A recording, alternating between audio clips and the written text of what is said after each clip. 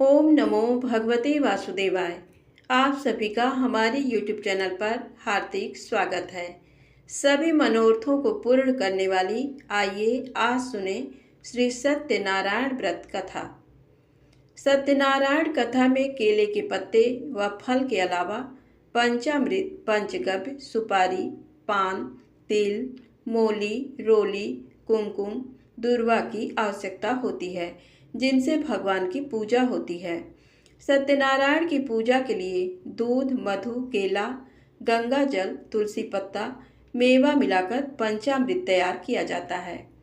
इन्हें प्रसाद के तौर पर फल, मिष्ठान के अलावा आटे को भूनकर उसमें चीनी मिलाकर एक प्रसाद बनता है जिसे पंजीरी कहा जाता है, उसका भी भोग लगता है। सत्यनारायण भगवान की कथा में पंजीरी और पंचामृत का विशेष महत्व है। इन्हें प्रसाद में अवश्य शामिल करना चाहिए। प्रेम से बोले सत्यनारायण भगवान की जय। प्रथम अध्याय। एक समय नैमिषारण्य 88,000 ऋषियों ने श्री सूत जी से पूछा, हे प्रभु, इस कलयुग में वेद विद्या रहित मनुष्यों को प्रभु भक्ति किस प्रकार मिलेगी तथा उनका उद्धार कैसे होगा?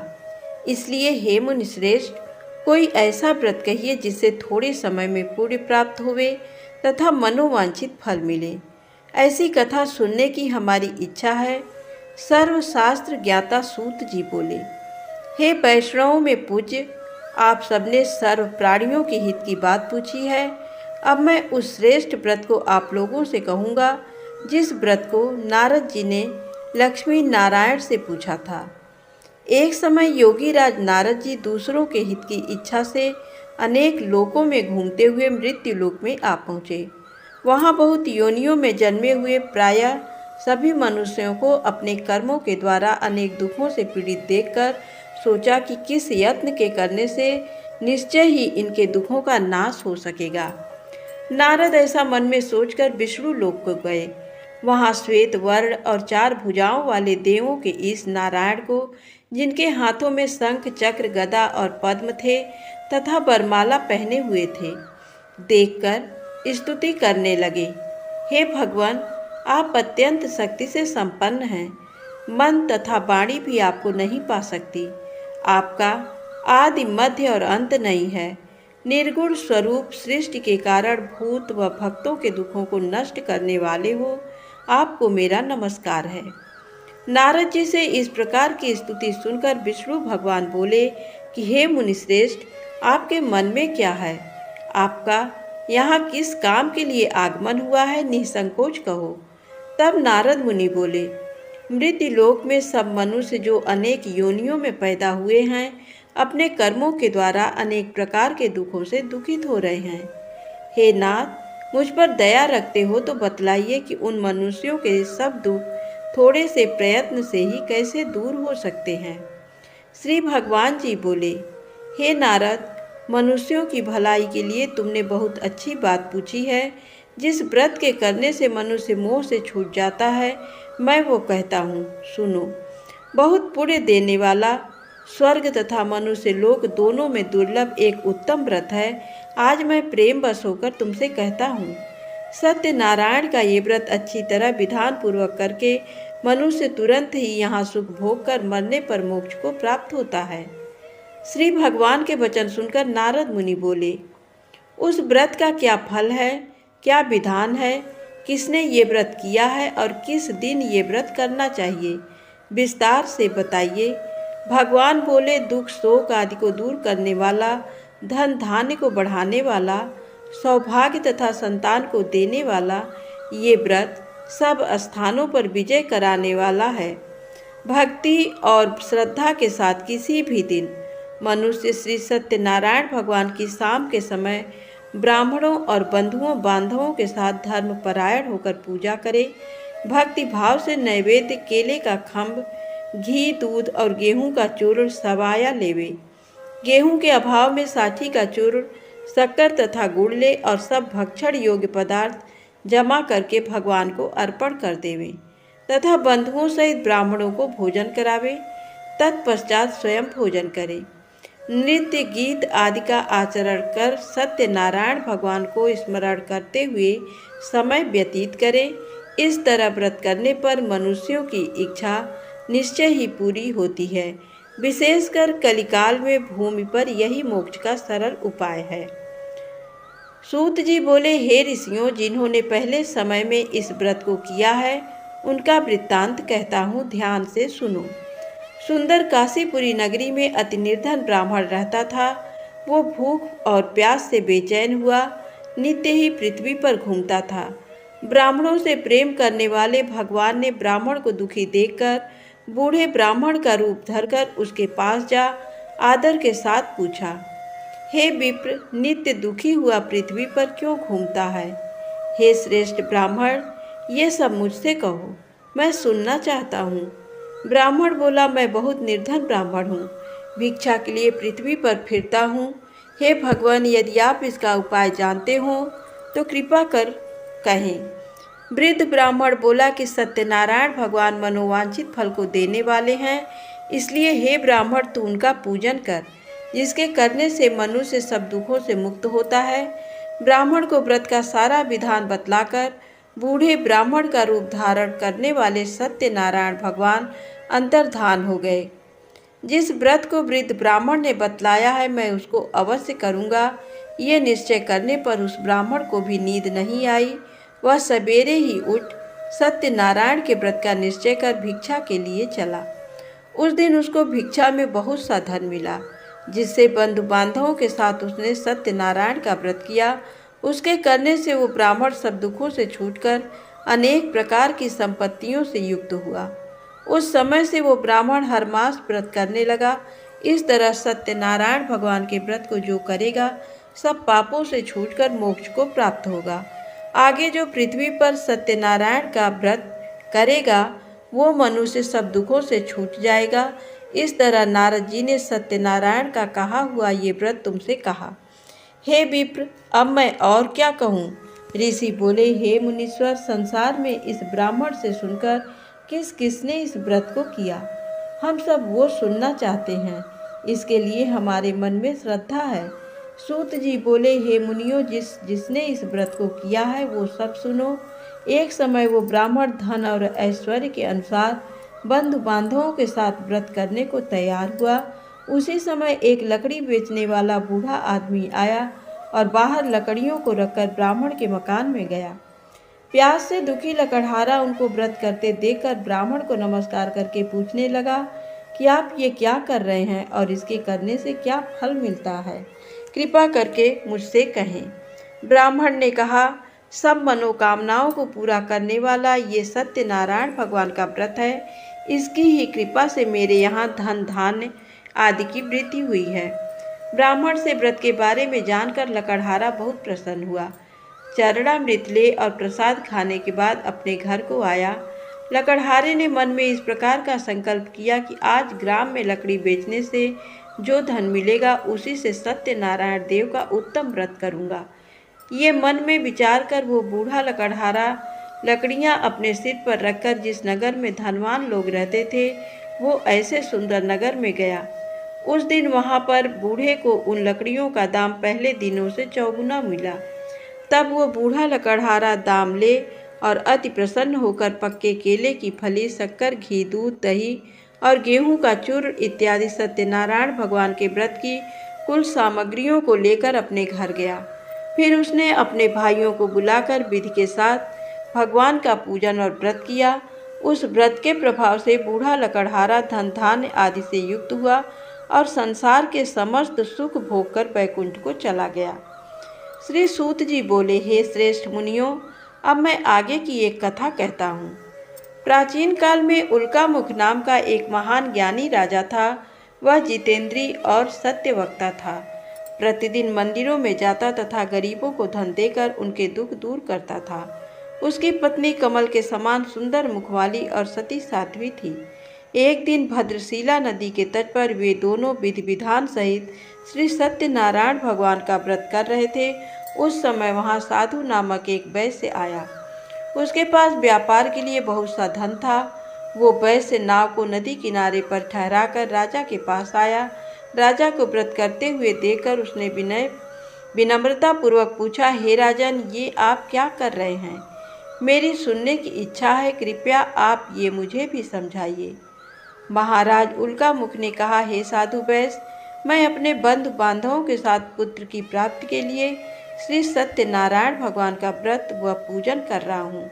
राजा की वचन सुनकर साधु नामक वैश्य ने आदर से कहा, हे राजन, मुझे भी इसका संपूर्ण विधि विधान बताएं। मैं भी आपके कहे अनुसार इस व्रत को करूँगा। मेरी भी कोई संतान नहीं है। मुझे विश्वास है इस उत्तम व्रत को करने से अवश्य ही मुझे भी संतान होगी। राजा से व्रत के सब विधान सुन व्यापार से निवृत्त हो वो वैश्य सुखपूर्वक अपने घर आया। उसने अपनी पत्नी को संतान देने वाले उस व्रत के विषय में सुनाया और प्रण किया कि जब मेरे संतान होगी तब मैं इस व्रत को करूँगा। वैश्य ने ये वचन अपनी पत्नी लीलावती से भी कहे। एक दिन उसकी पत्नी लीलावती श्री सत्यनारायण भगवान की कृपा से गर्भवती हो गई। 10वें महीने में उसने एक अति सुंदर कन्या को जन्म दिया। दिनों दिन वो कन्या इस तरह बढ़ने लगी जैसे शुक्ल पक्ष का चंद्रमा बढ़ता है। कन्या का नाम उन्होंने कलावती रखा। तब लीलावती ने मीठे शब्दों में अपने पति को याद दिलाया कि आपने जो भगवान का व्रत करने का संकल्प किया था, अब आप उसे पूरा कीजिए। साधु वैश्य ने कहा, हे प्रिय, मैं कलावती के विवाह पर इस व्रत को करूँगा। इस प्रकार अपनी पत्नी को आश्वासन दे वो व्यापार करने विदेश चला गया। कलावती पितृगृह में वृद्धि को प्राप्त हो गई। लौटने पर साधु ने जब नगर में सखियों के साथ अपनी वयस्क होती पुत्र को खेलते देखा तो उसे उसके विवाह की चिंता हुई। तब उसने एक दूत को बुलाकर कहा कि उसकी पुत्री के लिए कोई सुयोग्य वर देखकर लाए। दूत साधु नामक वैश्य की आज्ञा पाकर कंचन नगर पहुंचा और देखभाल कर वैश्य की कन्या के लिए एक सुयोग्य बड़िक पुत्र ले आया। उस सुयोग्य लड़के के साथ साधु नामक वैश्य ने अपने बंधु बांधवों सहित प्रसन्न चित्त होकर अपनी पुत्री का विवाह कर दिया। दुर्भाग्य से वह विवाह के समय भी सत्यनारायण भगवान का व्रत करना भूल गया। इस पर श्री सत्यनारायण भगवान अत्यंत क्रोधित हो गए। उन्होंने वैश्य को श्राप दिया कि तुम्हें दारुण दुख प्राप्त होगा। और फिर अपने कार्य में कुशल वो वैश्य अपने दामाद सहित नाव का बेड़ा लेकर व्यापार करने के लिए सागर के समीप रत्नसारपुर नगर में गया। रत्नसारपुर पर चंद्रकेतु नामक राजा राज्य करता था। दोनों ससुर जमाई चंद्रकेतु राजा के उस नगर में व्यापार करने लगे। एक दिन भगवान सत्यनारायण की माया से प्रेरित एक चोर राजा चंद्रकेतु का धन चुराकर भाग रहा था। राजा के दूतों को अपने पीछे तेजी से आते देखकर चोर ने घबराकर राजा के धन को वैश्य की नाव में चुपचाप रख दिया, जहां वे ससुर जमाई ठहरे हुए थे, और भाग गया। जब दूतों ने उस वैश्य के पास राजा के धन को रखा देखा तो उन्होंने उन ससुर दामाद को ही चोर समझा। वे उन ससुर दामाद दोनों को बांध कर ले गए और राजा के समीप जाकर बोले, आपका धन चुराने वाले ये दो चोर हम पकड़ कर लाए हैं, देखकर आज्ञा दें। तब राजा ने बिना उस वैश्य की बात सुने उन्हें कारागार में डालने की आज्ञा दे दी। इस प्रकार राजा की आज्ञा से उनको कारावास में डाल दिया गया तथा उनका सारा धन भी छीन लिया गया। सत्यनारायण भगवान के श्राप के कारण उस वैश्य की पत्नी लीलावती व पुत्री कलावती भी घर पर बहुत दुखी हुई। उनका सारा धन चोर चुरा कर ले गए। मानसिक व शारीरिक पीड़ा तथा भूख प्यास से अति दुखी हो भोजन की आस में कलावती एक ब्राह्मण के घर गई।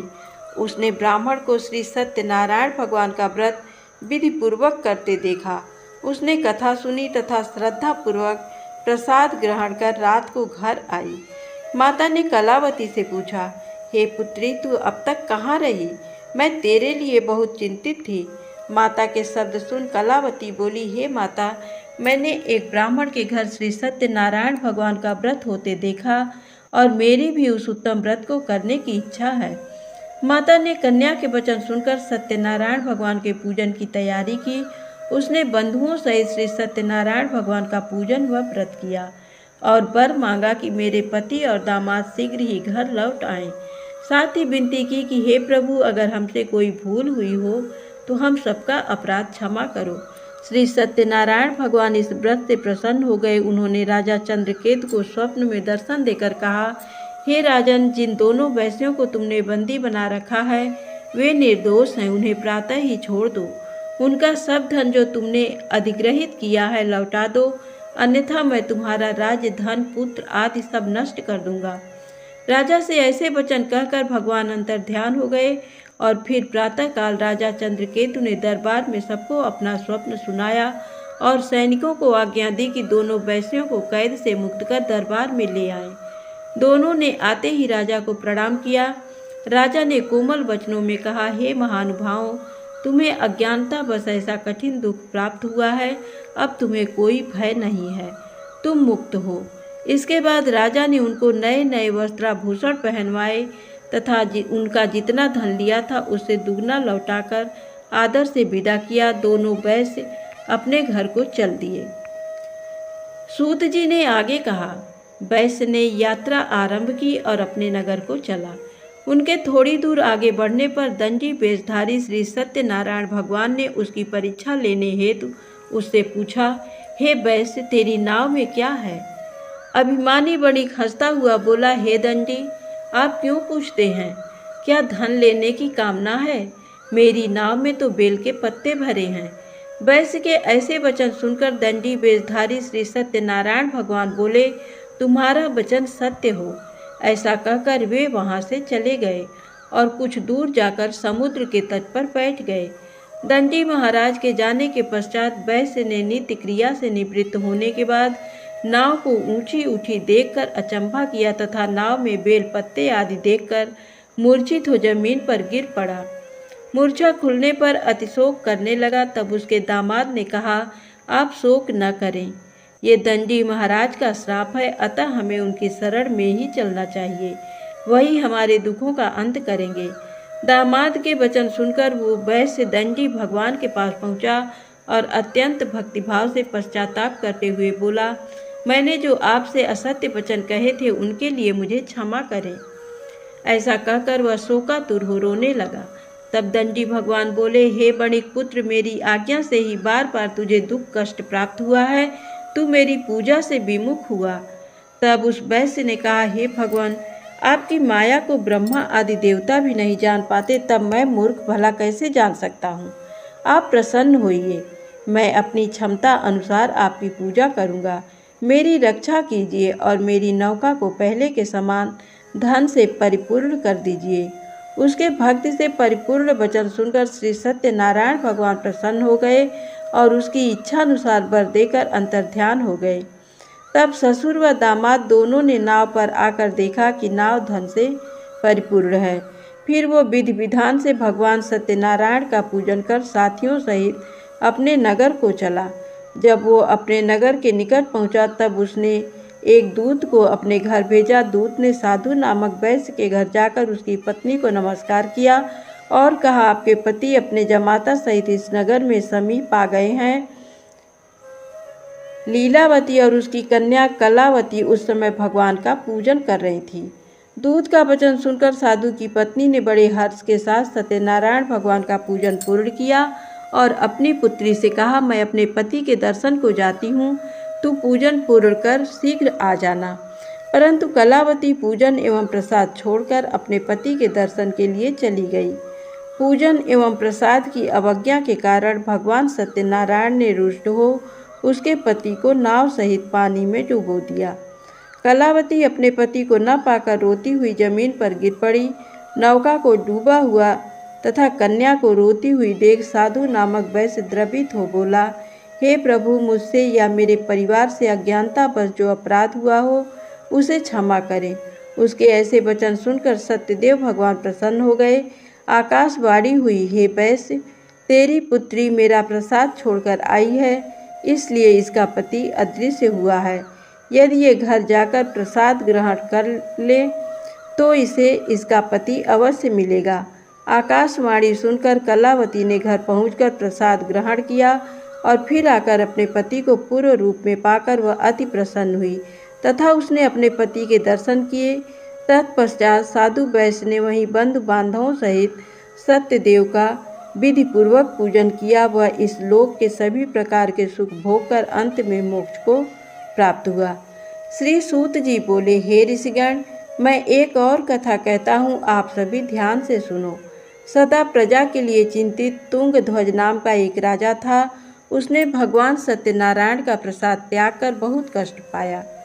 एक समय राजा वन में वन्य पशुओं को मारकर बड़ के वृक्ष के नीचे आया। वहां उसने ग्वालों को भक्ति भाव से बंधु बांधवों सहित श्री सत्यनारायण जी का पूजन करते देखा, परंतु राजा देखकर भी अभिमान के कारण न तो वहां गया और न ही सत्यदेव भगवान को नमस्कार ही किया। जब ग्वालों ने भगवान का प्रसाद उसके सामने रखा तो वो प्रसाद छोड़कर अपने नगर को चला गया। नगर में पहुंचकर उसने देखा कि उसका सारा राज्य नष्ट हो गया है। वो समझ गया कि ये सब भगवान सत्यदेव ने रुष्ट होकर किया है।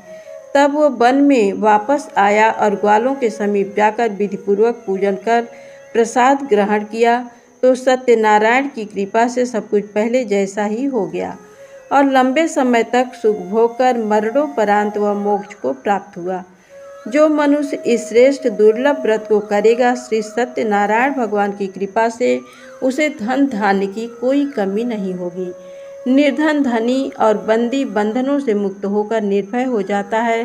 संतानहीन को संतान प्राप्त होती है तथा सब इच्छाएं पूर्ण कर अंत में वैकुंठ धाम को जाता है। अब उनके बारे में भी जानिए जिन्होंने पहले इस व्रत को किया। अब उनके दूसरे जन्म की कथा भी सुनिए।